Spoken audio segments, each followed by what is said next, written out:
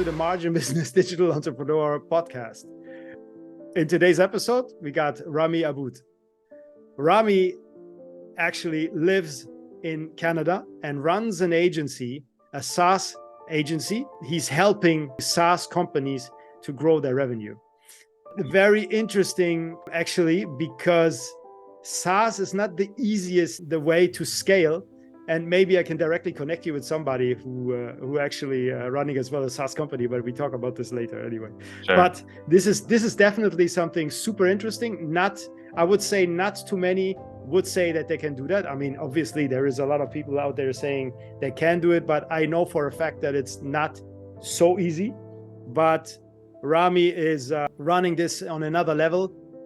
Please, Rhami, tell us a little bit more about yourself, and then we go afterwards very deep into what you actually can do for the clients. Yeah, for sure. So first of all, thanks so much for having me on the show, Omar. I really appreciate it.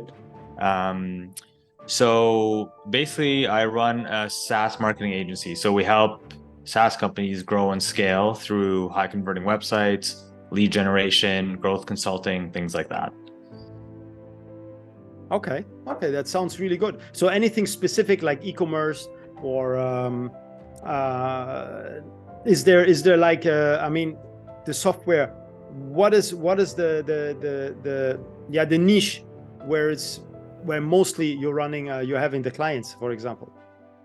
Yeah, it's a good question. Like we've thought about niching down even further than SaaS in the past, but we haven't. Like we find we work with a lot of different types of SaaS companies, B2B, B2C, a lot of fintech, medtech, a lot of different kinds, and we find that the niche of SaaS itself is enough where we can target our marketing towards them, and we can really be able to help them by just examining the past trends of past SaaS companies, which are very transferable across the different spaces, if you know what I mean. Okay.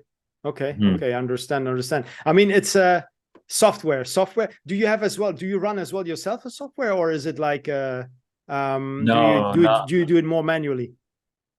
We don't have a SaaS ourselves. We haven't created one yet. That's in the pipeline. That's kind of a sneak peek for the future. But right now, no, we don't have our own SaaS. Okay, I understand. Great. Before we go deeper in this, I have just a few questions for you. Sure. It's funny to know, because you mentioned that you live in Canada, actually, in Montreal. From what I've seen, I haven't been there. I have only been to Toronto. I think it's a bit different, Montreal, but it's very beautiful from what I've seen. I mean, I've seen Toronto, so I guess Montreal will be nice as well. So, having lived your life over there in Montreal most of the time, what is it that you wanted to be when you grew up? What did I want to be when I grow up? That's actually a good question. I haven't been asked that in a long time. So when I grew up, I wanted to be an astronaut when I was young. Wow, that's amazing. That's the classic one, of course. But then later on, when I got more realistic, like in high school and that, I wanted to be an engineer. So I actually grew up in Ottawa, Omar. So born and raised in Ottawa lived there most of my life from like 0 to 30. And then I did live in Mexico for 1 year, actually, when I was 13. Oh, okay. So So I lived in Monterrey in Mexico. Okay. So that's where I learned Spanish. And so I was 13 when I moved there. My mom got transferred there for work, so that's why we lived there. And so I spent a year there. But then, going back to it. So I wanted to be an engineer in high school. And so I actually studied engineering. I got my degree, my bachelor's in electrical engineering, and I worked as an engineer for a few years, and I hated it. So like my dreams were crushed, and so that's kind of where the journey began of how I started my agency, like in a way. And the reason I mentioned Monterrey, Mexico, is because that's where I took my first web design class. Okay, wow, so I was 13. With 13? 13, yeah. We learned how to do HTML, and I don't even think CSS existed back then. So that's when I first learned to code and make websites and do Photoshop and things like that. And ever since then, that's kind of like where the spark came of my love for web design and UX design. So from 13 until now, I basically been making websites just for fun, like as a hobby at first, because I just loved it. And then, you know, once I graduated from engineering and I worked for a few years as an engineer, I realized that I hated it. And so I'm like, well, wait a second, why don't I go into web design? Like, I've loved this since I was 13. It only makes sense. So I guess that's where the journey of starting the agency came, because I quit engineering. I stopped working as an engineer. I went back to school for web design and development, got my degree in that. And then I worked in corporate for a few years. And then after working in corporate for a few years, realizing it's not for me, I want to be an entrepreneur. That's when I started the agency. So it's kind of like a long drawn out story from, you know, my dream of being an engineer, being crushed into, you know, finding what my real passion is, which is, you know, web design and development. And that's where, you know, this agency was born. Okay. So it's funny because of the engineering, you know, it's many people's dreams, you know, most of the time it's the parents who push them in there. That's what from my experience you have to be an engineer or doctor, you know? We have similar backgrounds. My parents were pretty much the same.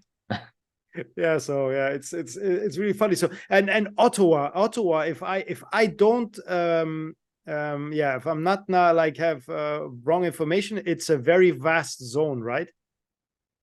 Like it's not too big, no. It's like about 1 million people. Okay. Yeah, it is the capital of Canada, though. Okay. It is the capital. Okay. Yeah. So it's not too large, yeah? Not too big, no. That's actually one of the reasons why I moved away, because it was kind of small. I like Montreal is a bit bigger, has, you know, a little bit better vibe, more going on. So that's one of the reasons I moved. Okay, understand. Mm-hmm. I need to visit at some point Montreal as well. Yeah, you're welcome anytime, man. Okay, great. Yeah, let's go to your business a little bit, you know, because it's really intriguing, and it's I just want to know, I don't want to know a little bit more about it, or like if how would you describe exactly what you do now? I mean, you explained already before, very like very broad, but how would you like explain exactly how does it work?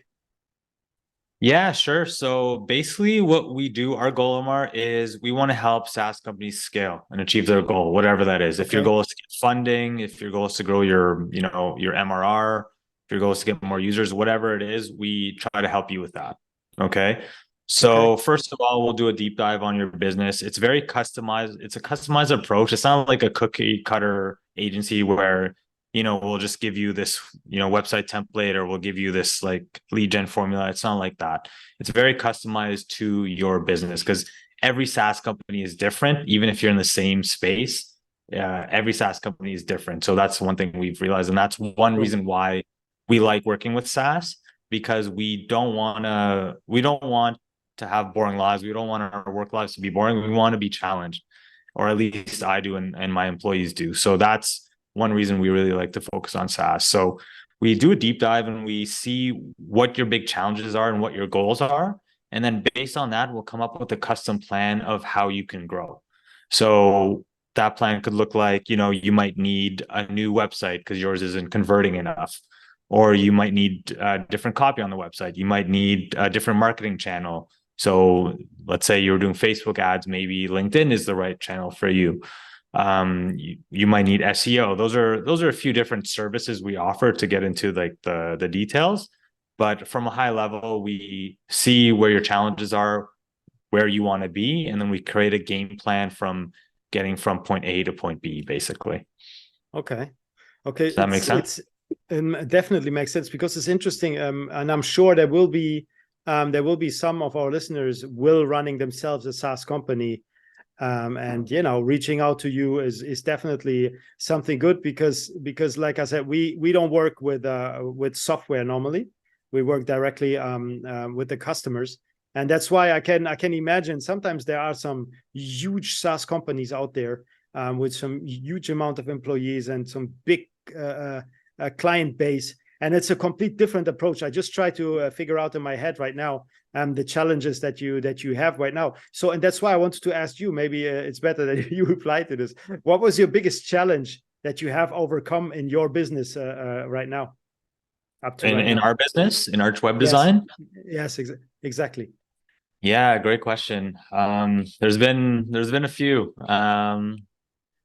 I would say the one thing that really stands out for me is, so, we're not a huge agency. We're 12 people. Okay. So about a year and a half ago, we had a project manager, and we only had one at the time. Okay. So he was managing all of our projects, and he sent me an email resigning from the position and said he's leaving immediately. Okay. So didn't give 2 weeks notice, just left immediately. And I tried to contact him. He wasn't responding, and we had all these clients that he was servicing, and that was just like a big, obviously a big headache, very hard. So I had to step in. We had a few other team members step in and help, thankfully, and we got through it. But that was obviously very challenging. From a more high level, the challenges are always, they're fairly similar to most businesses, is more revenue, more leads. That's something we're always working on, trying different marketing channels ourselves to get these leads. And, luckily we've been able to figure it out. But, the SaaS market has gone up and down lately, as I'm sure you know. Yes. And so, the way we were getting leads in the past stopped or wasn't working as well. So we had to adapt as well. So we've tried different marketing tactics and different channels in order to, bring those leads and that revenue back up to where it was once, the SaaS market kind of crashed. Okay. Because my point is, because if there is a SaaS company, for example, and they contact you, they will contact you because they don't convert enough, correct? Yeah, it's either, their website sucks, their website doesn't convert any leads. Something is wrong, right? Yeah, something's wrong. They don't have enough users. They don't know how to market, Okay. Those understand. And this is something, normally it's like kind of a growth. Yeah, it's growth hacking actually. Exactly. And I mean, when somebody goes to a company and says, "Hey, listen, I know how to increase your customers," and you have a name out there in the business, who will say no? I mean, it's a win-win situation. Obviously, afterwards you need to, strategically break everything down, and then in order to onboard and put everything in one go. But sometimes I even believe that you might have too many clients. It's possible, right? I mean, we've gone to the point, luckily, where we can be very picky with our clients. So to your point, yes. I can imagine. Yeah. A few more questions. For example, if in the next 5 to 10 years, I mean, you already said that you are working on some kind of a software. Where do you think the company is heading, like in the next 5 to 10 years? What is your plans? What are your plans? Yeah, great question, Omar. So maybe in the next 1 to 2 years, I will say we're working on some different products. So right now we're more or less a service-based agency. Okay. So I want to add some product to the portfolio. So things like high converting SaaS website templates that we've used and tested. And those templates. So what makes us unique as well is, we've worked with over 200 SaaS companies at this point, and we've managed over $10 million worth of split testing campaigns for them. So we have, $10 million worth of data that is super valuable. And I want to be able to, thank you. And we use this data to help our clients. Now, I want to be able to take this data and help more people. I want to help as many SaaS companies as we can. So building out these high converting SaaS templates is part of our roadmap for the next year. And I think this, will be able to help as many people as possible. And I'd really love to be able to get that going. So that's one thing. The other thing is we have a couple members on our team who are extremely bright, very intelligent. They're, some of the smartest people I've ever met. And I would love to be able to take their knowledge and impart it on other people. Again, I want to help people grow, and I want to help them. So I want to be able to create, we're thinking of creating an online course and trying to teach people a lot of like the marketing strategies and like the SaaS conversion tips that we've learned. And again, be able to impart our wisdom on as many people as possible. Okay. I think that I like the last part a lot, the online course. You know why? When I hear your voice, it sounds really like you can have it in a course and don't get like sleepy. You understand what I mean? It's like a very there is one guy, you remind me actually of with his voice. Blueprint, the Blueprint SEO course is like, I think it's like 10K or something. No, Blueprint SEO course. Yeah, exactly. If you Google it, you will find it.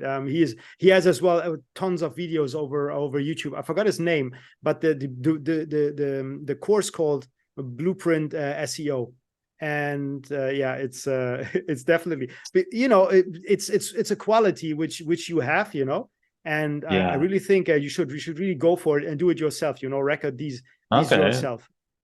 Thanks, Omar. I appreciate that. So what you're saying is this guy has an amazing voice on this Blueprint SEO course? Exactly. Yeah, all right, cool. Yeah, I'll go find it. But yeah, I appreciate that. Great. And there's people who want to go and, into the same like space as you do. What would be your advice when they want to enter right now? Is it a good time? Should they leave it? Or, obviously it's you give competitors advice, but if somebody wants to come in, because there are so many countries which have very like bright people and they want to do the same as you as an agency model, what would be your advice? Yeah, that's a great question, Omar. So I first of all, I believe in helping people. There's more than enough to go around for all of us. So exactly. There's no very problems good. there. Yeah. I would say, it's always a great time. Like, I don't think it's a bad time. Like, starting your own agency, as long as you're providing a lot of value, what you do is high quality work, there's always going to be room for that. And it's always going to be a great time for that. So I would say, if that's on your heart and if that's on your mind, I would always encourage you, to strive for your dreams. If that is your passion, I would say, don't do it if you just want to do it for the money. Like, that never works out well. I can promise you, even if you're making a lot of money, you won't be fulfilled, you won't be happy, you won't be passionate about it. Always, always follow your heart, follow your passions. I think that will lead to money, because you'll be, probably very good at what you do if you're passionate about it, and you spend that time and that commitment. So that would be my first piece of advice. The other thing is, I would consider a few things. So if you want, let's say you want to start your own agency, okay? So it's very different starting your own agency versus freelancing, okay? If you're freelancing, you're part of the creative work. So let's say you're a web designer, you're creating the websites and delivering them. Whereas if you run an agency, you're not really doing that anymore. You're managing, you're doing business development, marketing, sales, those kind of things. So you have different hats that you're wearing depending on them. Like, there's pros and cons to each one, the freelancer route versus the agency route. So I'll just consider, like, which one would you enjoy more? Do you want to be involved in the creative work? Because chances are, if you start your own agency, you won't have time for that anymore as it scales. Definitely. I'm sure you've seen that too, right? Yeah. Exactly. Yeah. So that's one thing I didn't really consider when I started the agency, but I would urge people to, just give it a thought. Definitely. I would say the same, I would say the same, because there's enough space out there, and there's enough revenue out there to get, because most of the companies don't stay for many years. It's not too many, there's a lot falling off in the first year. So there's there's always a way, there's always somebody better, and there is always somebody which improves. So yeah, me as well. I say the same. Just go for it. And here we go as well. It's directly to if you could give us like a message to the world. I mean, you already did it in kind of a way in your last in the last reply, but like a general message, what would that be? A general message to the world? Yeah, exactly. All right. Maybe we trim it down into entrepreneurial, into entrepreneurship. Okay, fair. Yeah, I don't know if I'm qualified to deliver that message. Yeah, but oh yes, 100%. Yeah, I would say, kind of like I mentioned, like I would say, you know, follow your heart and your passion, and try to think about how you can best serve others. I feel like these days a lot of people are very selfish, myself included. And I really put an effort or an emphasis on how can I help people. The more you try to help other people, usually the better things work out for everyone. The happier you feel, the more fulfillment you'll feel, and you know, the better your heart feels. So just try to really focus on how you can best serve or help others, and that's usually gonna lead to, you know, the best scenarios for everyone involved. Yeah, very good, because we always try to improve every day to make it better. And there we go as well with the directly with the next question. Are you living like you thought you will live, like from when you were like, it's like 5 years ago? Are you, or is it even better? Yeah, great question. I would say it's both better and worse. So I will say that, so I'm 36 now, Omar. I'm not sure how old you are, but okay. I'm 36. 10 years more. 10 years more. Really? Oh, damn. Yeah. You're my age. You look good, man. No. Oh, thank you. Thank you. Yeah, good genes. Yeah, it's both, I would say, better in. So I had a dream when I first started. I wanted to build an agency. And when I first started, it was all about the money. Okay. So like I'm just like, I want to build an agency, I want to make a lot of money. And like I'll be happy if that happens. And then it happened, and I was making the money that I wanted in my head. So I had a goal and I was making that. I'm like, oh, cool. Now I want more. And then I put a goal in my head and then I made it. And I'm like, oh, now I want more. So that kept happening. And I just realized like money is never going to fulfill you and make you happy. So that's when I had to kind of shift my perspective and shift my thinking and really like look inside and see, you know, like there's more to life than just making money. And that's when I started to really focus on, you know, finding my purpose and finding what fulfills me. And that's when I realized helping and serving others is the path to that. And that's the only way you can truly be fulfilled, I think.